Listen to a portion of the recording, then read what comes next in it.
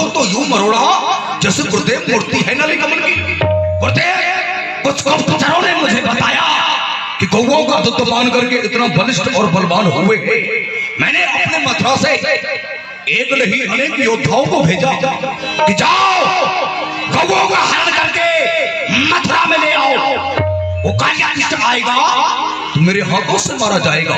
गुरुदेव, गौ हरण करने जाता जो वीर मारते बुरी तरह, चीर कर सुखाते हैं, पार करके दिखाते, मेरी छाती को जलाते हैं। गुरुदेव, बस उसी एक कष्ट के कारण उत्पात जनता में बढ़ रहा वो विचित्र जो मुकाबले को खेल रहा। गुरुदेव, अब तुम कुछ करो बेचारा। जय पिता, मारो नंद को मारो। गुरुदेव, मुझे कोई ऐसा उपाय सूझता नहीं है, दृष्ट गोचर नहीं होता है।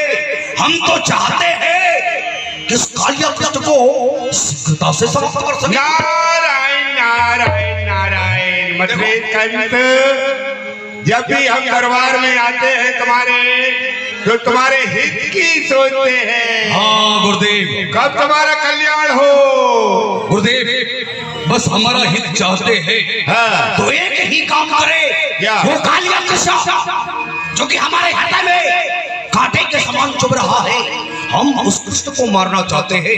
मारने का कोई उपाय बताएं। उपाय है, देखिए राजन, आपके योद्धा जाते हैं एक और मावे ग्वाले हो जाते हैं अनेक। हाँ, आपके योद्धाओं को मिलकर के मार देते हैं। सत्य कहा गुरुदेव। ऐसा करिए, मथुरापुरी में धनु यज्ञ का मेला लगाइए। गुरुदेव, धनुष यज्ञ का मेला रचाने से इस कंस का ये लाभ है। धनु यज्ञ का मेला लगाएंगे, आप उन बच्चों को धनु यज्ञ के बहाने मथुरापुरी बुलवाएंगे। धनु यज्ञ के बहाने? हाँ, धनु यज्ञ के बहाने, धनु यज्ञ के मेला के बहाने। ठीक है गुरुदेव, आप चिंता ना करें। मैं प्रातः काल होते ही धनुष यज्ञ का मेला रचाऊंगा। वो भव्य मेला होगा, वो भव्य निर्माण करूंगा मैं, कि देश विदेश के राजाओं को निमंत्रण दूंगा। और वो बच्चे होंगे एक, तुम्हारे योद्धा होंगे अनेक, इसलिए वो बच्चे मारे जाएंगे। गुरुदेव, सत्य कहा आपने।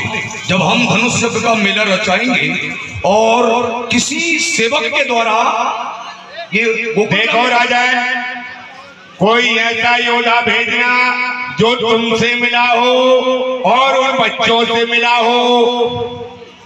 ठीक है गुरुदेव, आप चिंता न करें। अभी रात्रि के समय जो कि अक्रूर, जो कि हमारा सेनापति है, और मुझे याद हुआ कि वो कृष्ण बलराम का चाचा लगता है, मैं अभी रात्रि बेला में ही गोकुल ग्राम के लिए अभी अक्रूर को भेजता हूँ। ठीक है राजन, संभल के करना काम को, हम चलते अपने धाम को। ठीक है गुरुदेव, आपने हमारी मझधार में बहती हुई नौका को पार लगा दिया, शत मार्ग दिखा दिया। गुरुदेव प्रणाम।